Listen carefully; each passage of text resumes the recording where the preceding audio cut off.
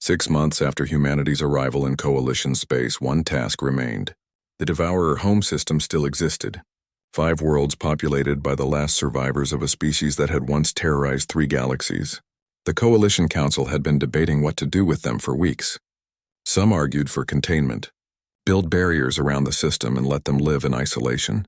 Others argued for forced relocation to a single monitored world. A few brave souls even suggested attempting diplomacy, though no one took that seriously. The council couldn't agree, so they did what bureaucracies do when faced with hard choices. They debated more. Captain Mirai had no patience for debate. "I'm going," she announced at the Human Command meeting. Admiral Daeho, Director Hyunwoo, and several fleet commanders sat around the table. They all knew what she meant. "The council hasn't authorized military action," Daeho said carefully. "The council won't authorize it," Mirai replied. "Half of them want to spare the Devourers. The other half can't agree on a method. Meanwhile, those 5 worlds are rebuilding. In 10 years, maybe 20, they'll be a threat again. We can end this now." "You're talking about extinction," Director Hyunwoo said. "Complete extinction. There's no coming back from that." "Good," Mirai said. "The Devourers had their chance. They chose to be predators. They chose to consume everything they touched. I'm not leaving them alive to make that choice again." "The Coalition will see this as a violation of their authority," Daeho warned. "The Coalition isn't the one who has to sleep at night knowing the Devourers might return," Mirai said. "I am, my crew is. Every human who fought in this war is. We finished this, today." Daeho studied her face. He saw determination, yes, but also something else. Exhaustion. 6 months of being the galaxy's executioner had taken its toll on all of them. "If you do this," he said quietly, "there's no going back. The galaxy will hate us for it." "They already hate us," Mirai said. "They just haven't admitted it yet. At least this way, they'll be safe while they hate us." Daeho nodded slowly. "How many ships do you need?" "I'm asking for volunteers only. Anyone who comes does so knowing what this is. No one gets ordered into genocide." "How many volunteers do you expect?" Hyunwoo asked. "Enough," Mirai said. She was right. Within 12 hours, 30 ships volunteered. Small crews, mostly veterans who had fought through the entire campaign. They understood what needed to be done. Lieutenant Taejin volunteered. So did Sergeant Yuna, Commander Junho, Dr. Seojin. Even Dr. Suman, despite her doubts, couldn't let them go alone. They left Earth without fanfare. No speeches, no ceremonies, just 30 ships heading into the unknown, carrying the weight of a decision the galaxy couldn't make. The Devourer home system was called Terminus by Coalition maps. No one knew what the Devourers called it because they didn't name things. They just consumed them. The 5 worlds orbited a large red star. Each planet was covered in massive organic structures, hives that pulsed with life. Billions of Devourers lived there, rebuilding their species, waiting. The human fleet arrived at the edge of the system. No stealth this time. They came openly, broadcasting their presence. The Devourers responded immediately. Every ship they had launched. Every weapon they had charged. They knew why the humans had come. "All ships battle stations," Mirai ordered. "This is going to be harder than anything we've done before. These are their homeworlds. They'll fight with everything they have." She was right. The battle lasted 14 hours. Devourer bioships swarmed like insects. They had learned from previous encounters, adapted their tactics. They targeted human vessels with suicide runs trying to overwhelm point defenses. They deployed biological weapons of their own, acids that ate through hull plating. The humans fought with the same cold efficiency they had shown throughout the war. But this time the enemy was desperate. This time they were fighting for survival of their entire species. Commander Junho's ship took a direct hit. Half his crew died instantly. He kept fighting with what remained. Dr. Seojin's vessel lost main power. They drifted for 3 hours, vulnerable before managing to restart their reactors. Sergeant Yuna's ship was boarded. Devourers broke through the hull and swarmed the corridors. She and her crew fought them hand-to-hand in the cramped passages, using knives and improvised weapons when ammunition ran out. 22 of the 30 human ships were damaged. 8,000 personnel died, more than had died in the entire 6-month campaign. The Devourers made them pay for every meter of space. But humanity didn't retreat. They pressed forward, ship by ship, weapon by weapon, until they controlled the orbital space around all 5 Devourer worlds. On the bridge of the silent verdict, Captain Mirai watched the tactical display. All 5 planets were within range. The final weapon was ready. It was called a stellar igniter, a device that could alter a star's fusion process. It would turn Terminus from a stable red sun into a short-lived nova. For 6 hours, the star would burn with incredible intensity, sterilizing every world in the system. Nothing would survive. Not the Devourers, not their cities, not even microbes in the deepest caves. Complete extinction. Dr. Suman stood beside Mirai. We don't have to do this. We could quarantine the system. Keep them contained. For how long? Mirai asked. 10 years? 100? 1,000? Eventually someone will think they can be reasoned with. Someone will think they can be reformed. And they'll break free and start consuming again. This ends now. We're committing genocide, Suman said. Yes, Mirai agreed. We are. We've known that since we got here. The question isn't whether we're crossing a line. We crossed that line 6 months ago. The question is whether we have the strength to finish what we started. Sergeant Yuna dragged herself onto the bridge. She was wounded, bleeding from multiple cuts, but she had survived the boarding action. Most of her crew hadn't. Captain, she said, her voice weak, I volunteer to activate the igniter. It needs to be done manually from the control station near the star. Everyone knew what that meant. The igniter had to be activated from close range. Whoever did it wouldn't make it out before the nova started. Yuna, no, Suman protested. We can find another way. There is no other way, Yuna said. She looked at Mirai. Let me do this. Let me finish it. My entire crew is dead. 23 people who followed me died fighting monsters. Let their deaths mean something. Let them mean this ends forever. Mirai wanted to refuse, wanted to find another solution. But she couldn't. Yuna was right. Are you sure? Mirai asked. Yuna smiled, though blood dripped from her mouth. Someone has to become what the galaxy needs. Might as well be me. No one else has to carry this one. They loaded Yuna into a small shuttle with the igniter. She flew toward the star alone, carrying a weapon that would kill an entire species. On the way, she opened a communication channel. Every human ship could hear her. My name is Yuna. I'm 32 years old. I grew up on Mars. I joined the military because I wanted to protect people. I never thought I'd end up here about to kill billions. But here I am, and I want you all to know something. We're not heroes. We're not villains. We're just humans who did what had to be done. The galaxy asked who we were. We showed them. Now we get to decide who we become next. Make it count. She reached the deployment point. The star loomed before her, massive and red and ancient. She activated the igniter. The device penetrated the star's surface, reaching deep into its core. It altered the fusion process, adding fuel that nature never intended. The star began to change. It's working, Yuna reported. Nova will begin in 6 minutes. Get out of the system. All of you. Now. Yuna, Miri said, her voice breaking. Thank you. Thank you for letting me matter, Yuna replied. Tell my family I died finishing something important. Tell them The transmission cut off as the shuttle was consumed by stellar fire. The human fleet jumped to faster-than-light travel, fleeing the system. Behind them, the star terminus began its death. For 6 hours it burned with the fury of 1,000 suns. The light was visible from 50 light-years away. Every Devour world was scoured clean. Every hive melted. Every creature died. When it was over, the star collapsed back to its normal state. The 5 worlds remained, now barren rock circling a dying sun. The Devourers were extinct. The galaxy's reaction was immediate and divided. Some species celebrated the end of the threat. Others condemned humanity's action. The Ethics Committee called it the greatest war crime in galactic history. The survivors of Devourer attacks called it justice. Earth held a memorial service for the 8,000 who died in the final battle. President Jiwan spoke at the ceremony, her words broadcast across human space. We sent our people to fight a war the galaxy couldn't win. They became what they needed to become. They carried a burden no one else could carry. 8,000 of them paid the ultimate price. They died ensuring that the Devourer threat ended forever. We honor them not as heroes or villains, but as humans who did what they believed was necessary. Their legacy is our responsibility. We must prove that we're more than what this war made us. Dr. Suman published her complete war journal. She didn't justify anything. She didn't apologize. She just documented what humanity had done, weapon by weapon, death by death. 873 billion Devourers killed. the exact methods used, the exact consequences.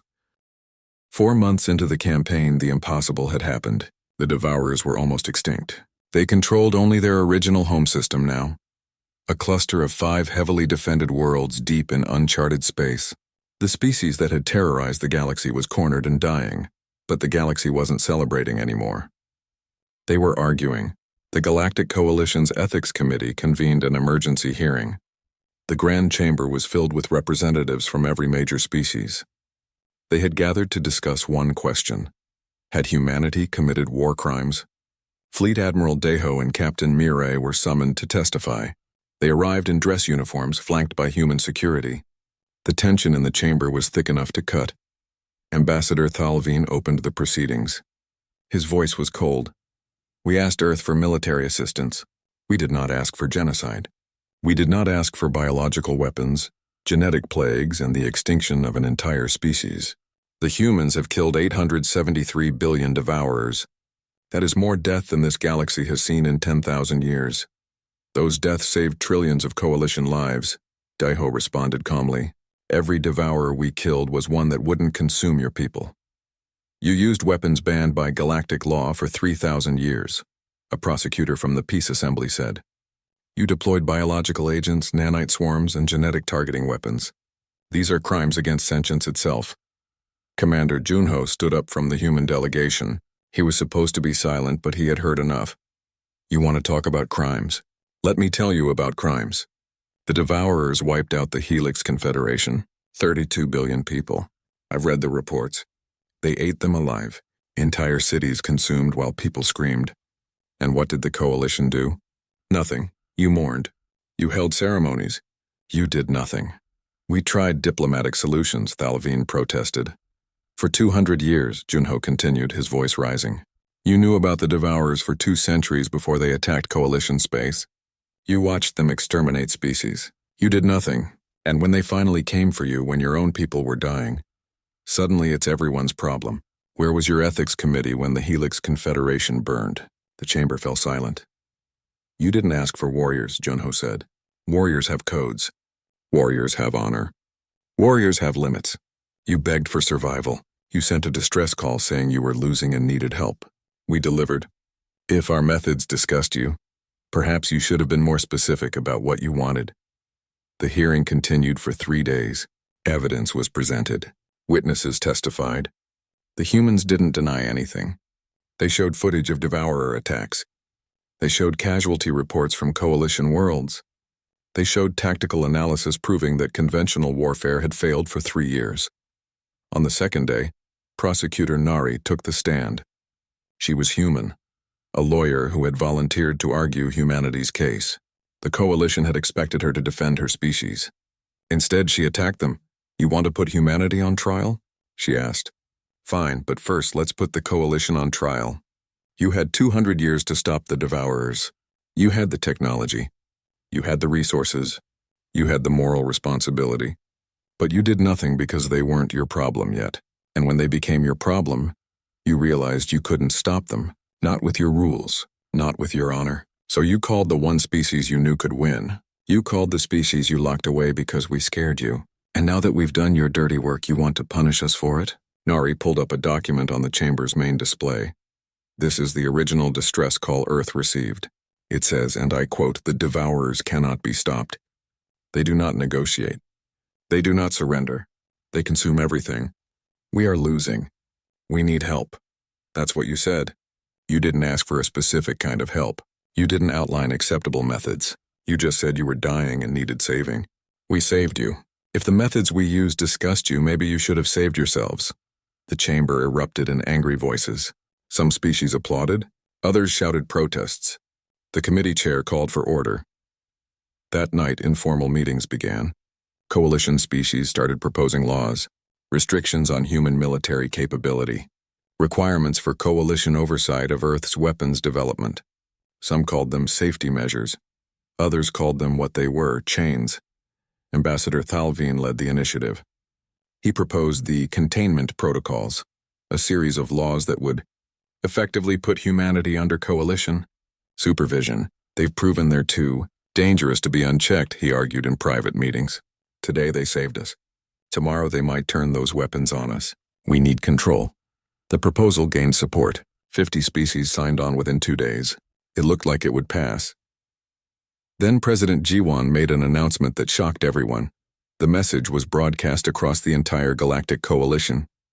President Jiwan appeared on every screen, her face calm but her eyes hard. The Coalition Ethics Committee has spent 3 days debating humanity's actions. They're proposing laws to restrict Earth's military capabilities. They want oversight of our weapons development. They want control over human forces. I have one response to these proposals: no. She paused, letting the word sink in. Humanity came when you called. We fought your war. We used our methods and we won. 873 billion devourers are dead. Trillions of coalition citizens are alive because we did what you couldn't. And now you want to put chains on us? You want to treat us like weapons that need controlling? Here's what's going to happen. Humanity is withdrawing from coalition space. All human military forces will return to Earth within 30 days. You wanted exterminators for one war. We're not staying to become your leashed weapons for the next. Propose your laws. Pass your restrictions. We won't be here to follow them. The coalition reacted with panic. Emergency sessions were called. Diplomats scrambled to negotiate. But Jiwan's message was clear. Earth was going home, but not everyone in the coalition wanted humanity to leave. Chancellor Hyejin of the Meridian Assembly led a moderate faction. They saw an opportunity. She requested a private meeting with Captain Mirai. They met on a neutral station, just the two of them in a secure room. Your president is making a mistake, Hyejin said. Is she? Mirai replied. Your people are trying to chain us. Some of my people, Hyejin corrected. Not all. There are many of us who see what humanity did. You saved us. Yes, your methods were brutal. Yes, you used weapons that terrify us. But you won. And more importantly, you came when we needed you. And now you want to control us. No, Hyejin said firmly. I want to work with you. The containment protocols are wrong. They're born from fear, not wisdom. But humanity leaving is also wrong. The galaxy needs you. As what? Mirai asked. As attack dogs you call when you need something killed. As equals, Hyejin said. Join the coalition properly. Not as auxiliaries. Not as subordinates. As full members with complete military autonomy. No oversight. No restrictions. But in exchange, you agree to joint command in future conflicts. Work with us, not just for us. Mirai considered this. You're asking us to stay in a galaxy that fears what we are. I'm asking you to help us become better, Hyejin said. You're right about everything your people said at the hearing. We did fail. We did wait too long. We did call you only when we were desperate. But we can learn. The galaxy can change. If you leave now, we'll just repeat our mistakes. If you stay, maybe we can build something better together. My people won't trust that, Mirai said. Then make them trust it, Hyejin replied.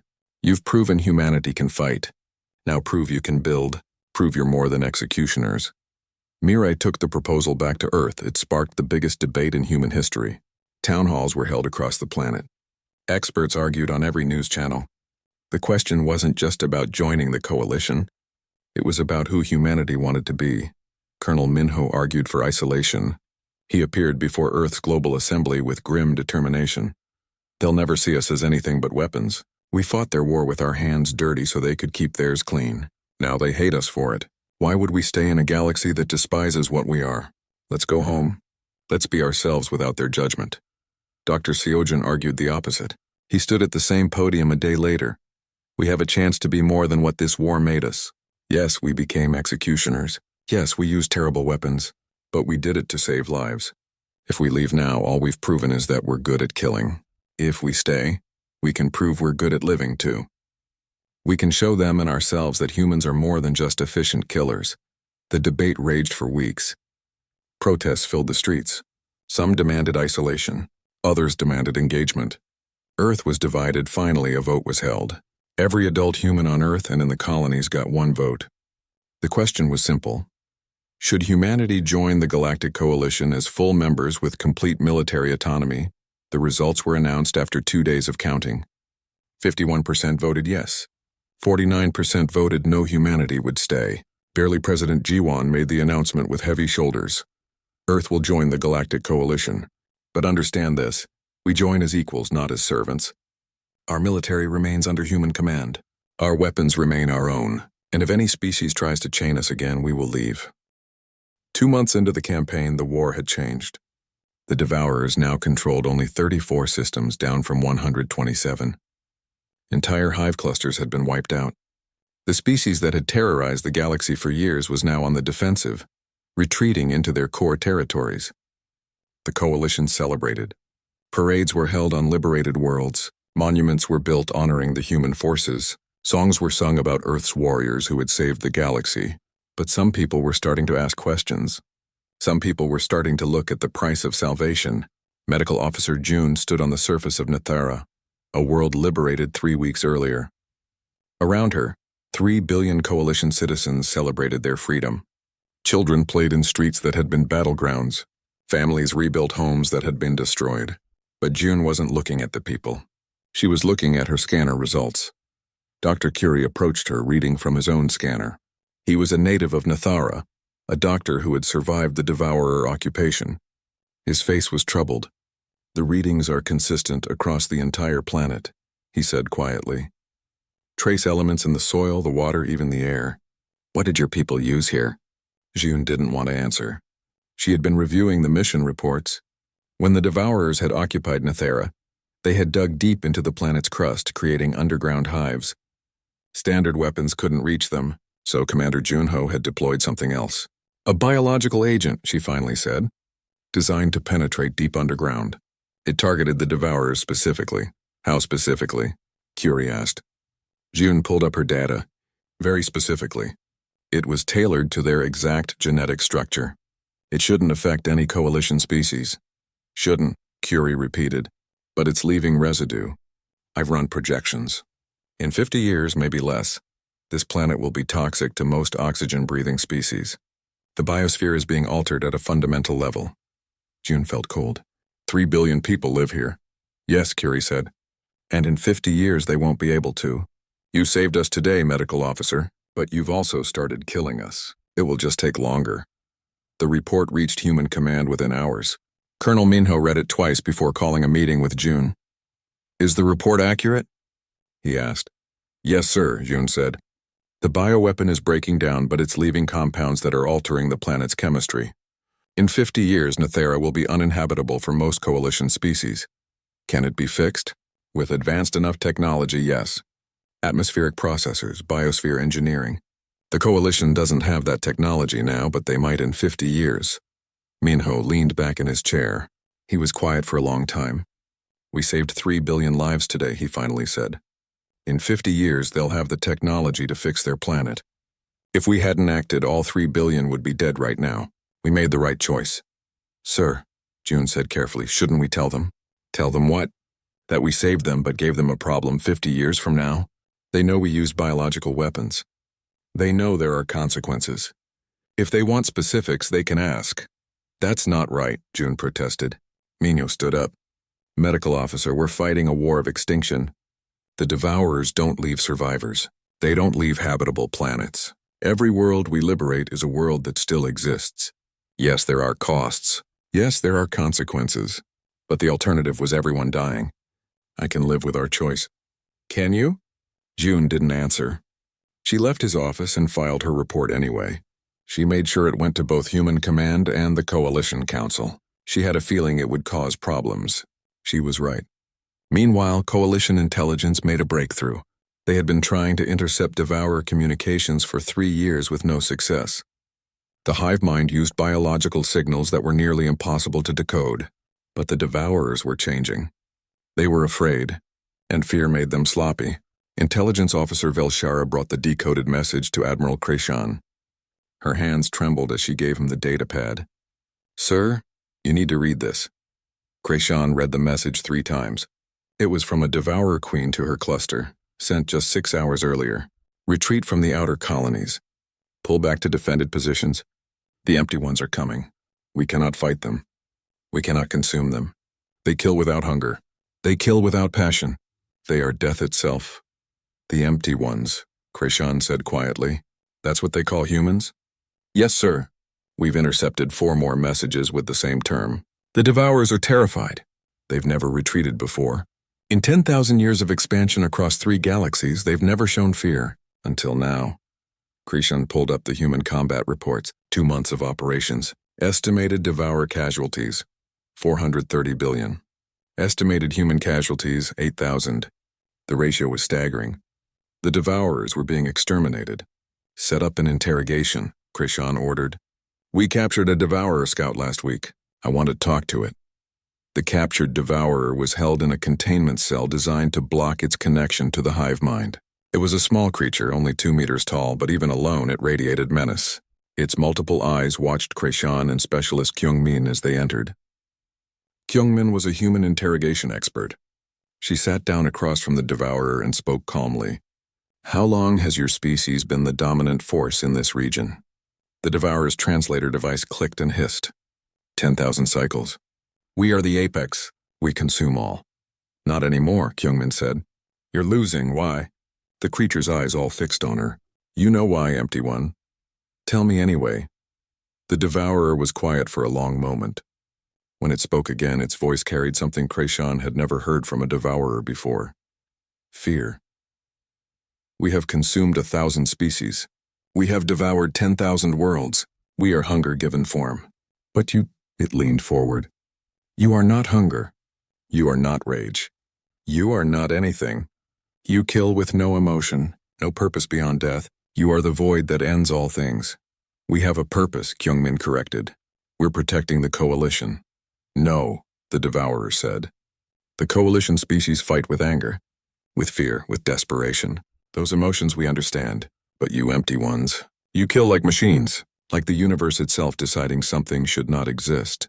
We have been apex predators for 10,000 cycles, but you are something worse. You are exterminators. After the interrogation, Krishan stood in silence. Finally, he turned to Kyungmin. Is that what you are? Exterminators? Kyungmin considered the question. The galaxy asked us to remove a problem. We're removing it. If that makes us exterminators, then yes, that's what we are. Lieutenant Taijin sat in the ship's counseling office. Dr. Suman had ordered him there after his 47th combat mission. He had been efficient, professional, and completely silent afterward. Talk to me, Suman said gently. What do you want me to say? Taijin asked. His voice was flat. How do you feel? I don't feel anything anymore, he said. I've killed 12,000 sentient beings with my own hands. 12,000.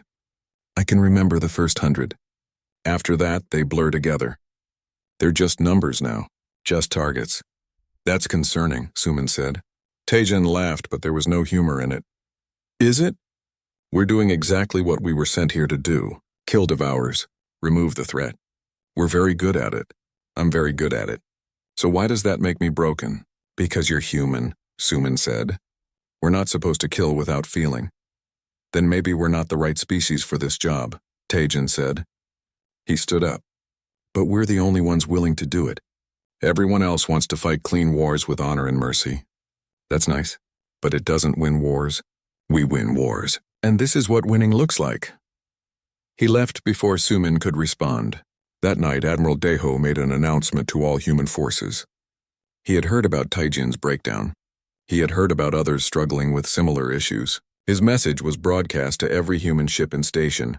We were asked to be executioners. That's what we are. Some of you are struggling with that. I understand. What we're doing goes against everything we want to believe about ourselves. But look at the alternative. If we had said no, how many would be dead? If we fight by their rules, how many more will die? We didn't choose this role. We were asked to fill it. And we're the only ones who can. If you can't carry that weight, request transfer. No judgment. But this job needs doing, and we're the only ones willing to do it. Out of 40,000 human personnel across the fleet, only 1,200 requested transfer. 3%. The rest stayed. They carried the weight. They did the job. They became what the galaxy needed, even if the galaxy was starting to hate what they had become. 3 weeks passed like a nightmare. 12 star systems that had been under Devourer control were suddenly free. The creatures that had seemed unstoppable were retreating. For the first time in 3 years of war, the Coalition was winning, but victory tasted wrong. Coalition Admiral Krishan watched the tactical displays in his command center. Each liberated system showed the same pattern. Human ships would arrive, small and unimpressive. Then Devourer forces would simply vanish. No battles. No explosions. Just empty space where enemy fleets had been.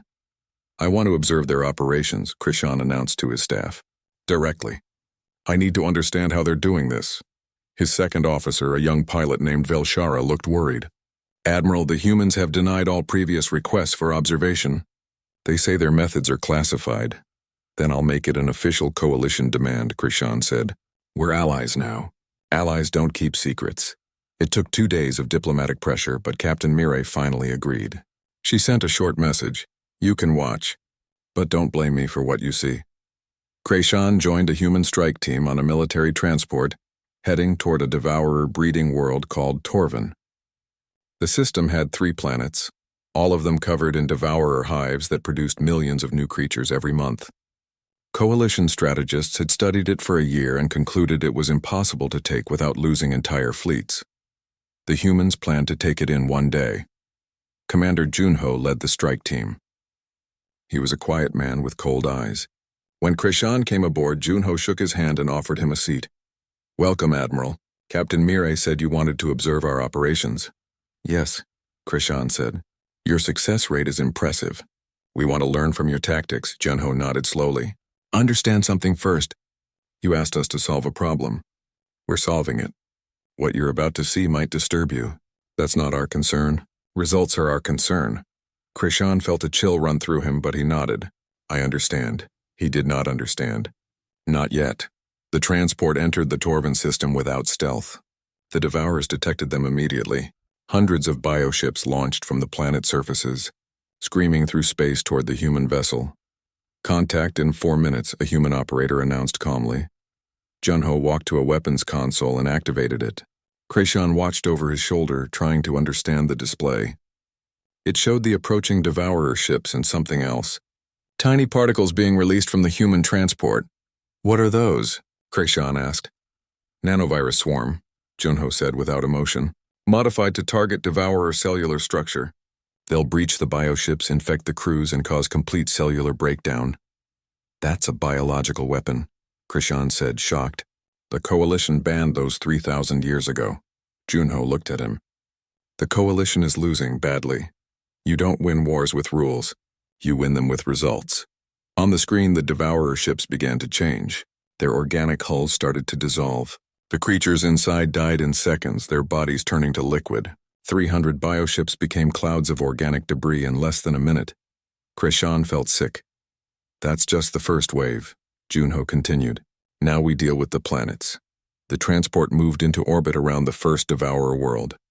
Krishan could see massive hive structures covering the surface, kilometers high, pulsing with life. Billions of Devourers lived down there. A human soldier named Sergeant Yuna approached with a container. Inside were small spheres that glowed with a soft blue light. Genetic plague bombs, she explained. We've been studying Devourer biology since we arrived. These are tailored specifically to their DNA structure. Once deployed, the plague will spread through their entire population in 72 hours. You're going to kill everything on that planet, Krishan whispered. Yes, Yuna said simply. She loaded the bombs into a deployment tube. They wanted to devour the galaxy. We're teaching them about apex predators. She launched the bombs. They fell through the atmosphere, spreading across the Devourer world. Within hours, the plague would begin its work. What about the other 2 planets? Krishan asked, already knowing the answer. Same thing, Junho said. By tomorrow, this system will be clear. No Devourers will survive. The Coalition can recolonize in a few months once the plague breaks down. This is genocide, Krishan said. Junho turned to face him fully. No, Admiral. Genocide is what the Devourers did to the Helix Confederation. 32 billion people eaten alive. Genocide is what they were doing to your people. What we're doing is pest control. Back on the Coalition flagship, Krishan filed his report with shaking hands. He described everything he had witnessed. The biological weapons, the genetic plagues, the cold efficiency of human soldiers who killed billions without hesitation or emotion. His report reached the Galactic Council within hours. The chamber erupted in angry debate. Ambassador Thalvine stood at his podium, vindicated and horrified. I warned you. I told you what humans are. We invited demons to fight our monsters. But they're winning, Vexthor countered. Every day, more systems are liberated. More of our people are saved. At what cost? A counselor from the Peace Assembly demanded. They're using weapons we banned for good reason. They're committing atrocities. Against an enemy that would eat us all, Vexthor shot back. The Devourers don't take prisoners. They don't accept surrender. Trying to fight them with honor is why we've been losing. The council split down the middle. Half were grateful the humans were winning. Half were terrified of what the humans were becoming in the process. A delegation was sent to speak with Captain Mirai. They asked her to use more measured responses. To consider the ethical implications of her methods. To fight with honor, Mirai listened to them in silence. When they finished, she spoke quietly. You asked us to save you. We're saving you. You don't get to complain about the methods. We don't do half measures. That's how you got into this mess in the first place. But the weapons you're using, the lead diplomat protested. They're inhumane. And eating entire civilizations isn't? Mirai asked. Here's what you need to understand. Humanity has been fighting wars for 40,000 years. We've learned something important. When facing an enemy that wants to exterminate you, you have two choices. You can die with honor or you can win. We choose to win. The delegation left without reaching any agreement. The humans continued their campaign. The Devourers continued dying. On the human transport, Dr. Suman sat alone in the medical bay. She had been documenting everything. Every weapon used. Every Devourer killed. The numbers were staggering. In 3 weeks, humanity had killed more sentient beings than the entire coalition had in 3 years. Dr. Seojun found her there, staring at her data pad. Having doubts? He asked, don't you? Suman responded. We've killed hundreds of billions. We've used weapons that will haunt the galaxy for generations. Seojun sat down beside her. The galaxy asked us to solve their problem. We're solving it. If they don't like our methods, they should have been more specific. We're not solving a problem, Suman said quietly. We're committing genocide. No, Seojun corrected.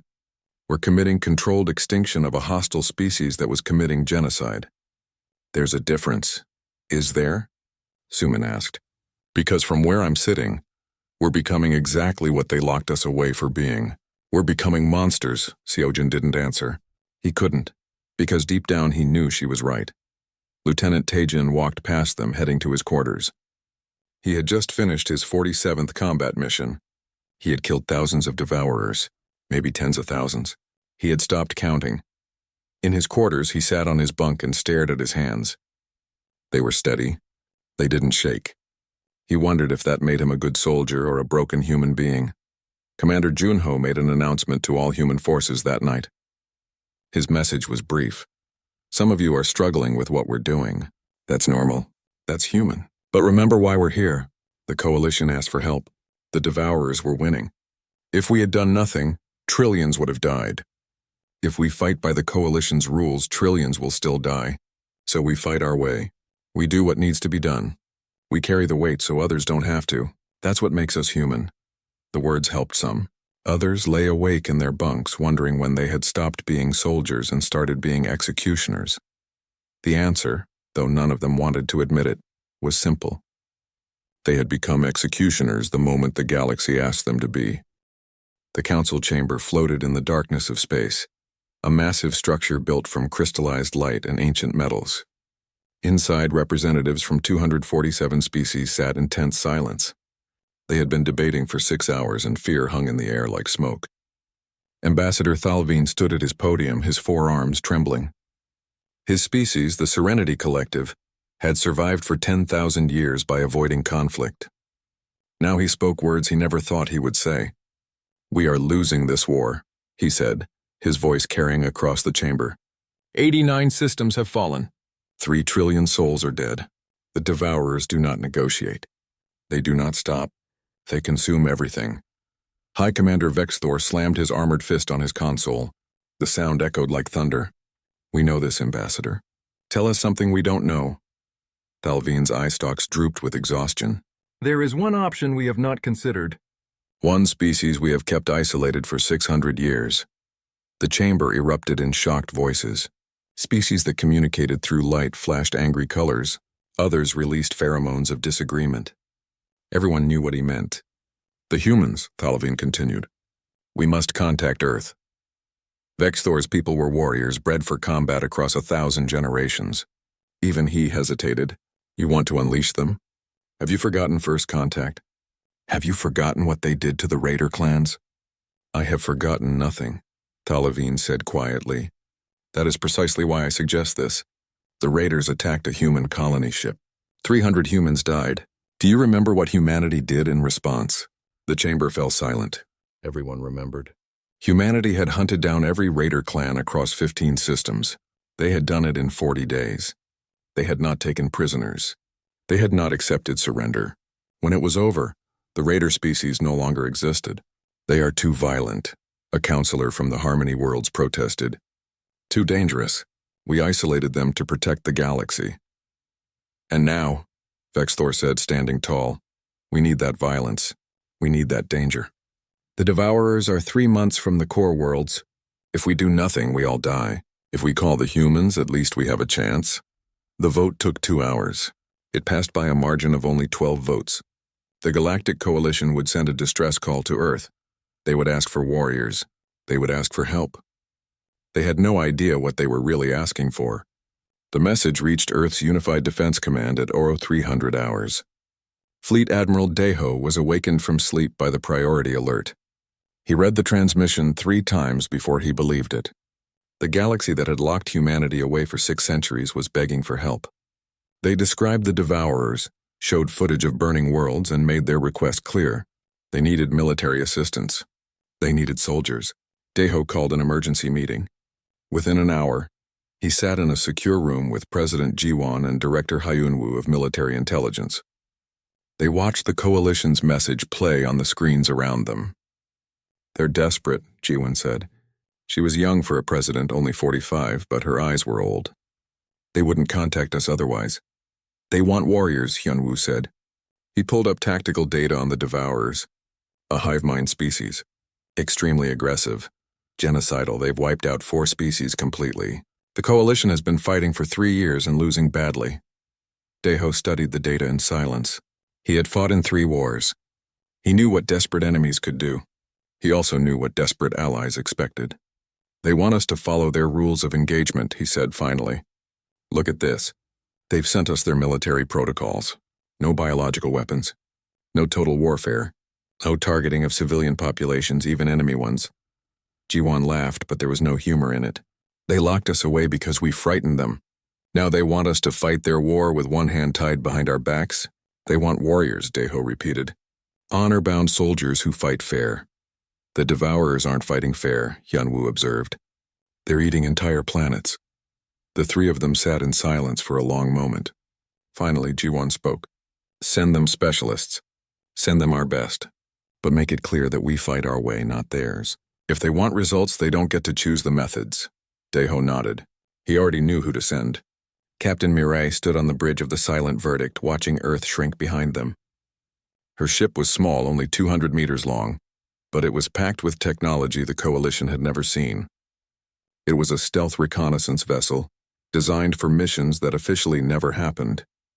Her crew was small, only 40 people.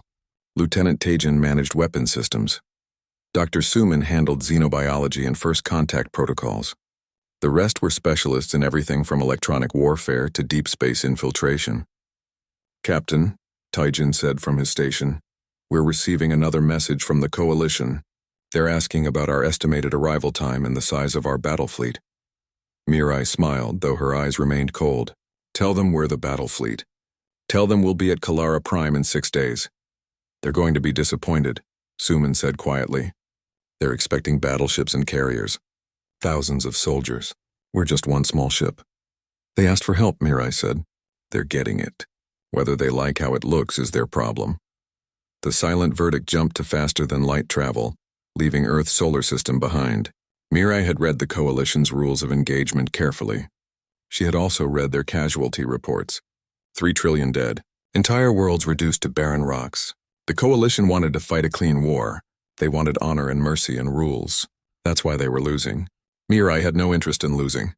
6 days later, the Silent Verdict dropped out of faster-than-light travel at the edge of the Kalara system. Coalition forces immediately hailed them, confusion evident in every transmission. Human vessel, this is Coalition Defense Command. We were expecting a task force. Where is the rest of your fleet? This is the fleet, Mirai responded. Transmit coordinates of Devourer positions. We'll begin operations immediately. There was a long pause. Captain, with respect, you have one ship. The Devourers have 4 hive vessels in this system. Each one is 3 times your size. You should wait for reinforcements. Noted, Mirai said. Coordinates, please. The Coalition sent the data, probably thinking the humans were suicidal. Mirai studied the positions of the Devourer ships. They were in orbit around Kalara Prime, preparing to deploy ground forces. Millions of Coalition citizens were trapped on the surface, waiting to be consumed. Tajin, Mirai said calmly, prepare the nanite swarms. Suman, I need you to verify the Devourer biology data we received. I want to make sure our payload will be effective. Captain, Suman said carefully, the Coalition protocols forbid nanite weapons. They consider them inhumane. Mirai turned to look at her. Doctor, how many people are about to die on that planet if we follow their protocols? Suman checked her data. Estimated 800 million. And how many will die if we use the nanites? Just the Devourers. Then we use the nanites, Mirai said. She turned back to the view screen. They asked for results. They're about to get them. The silent verdict moved silently through space, invisible to Devourer sensors. 18 hours later, 4 hive ships simply stopped existing. They didn't explode. They didn't send distress signals.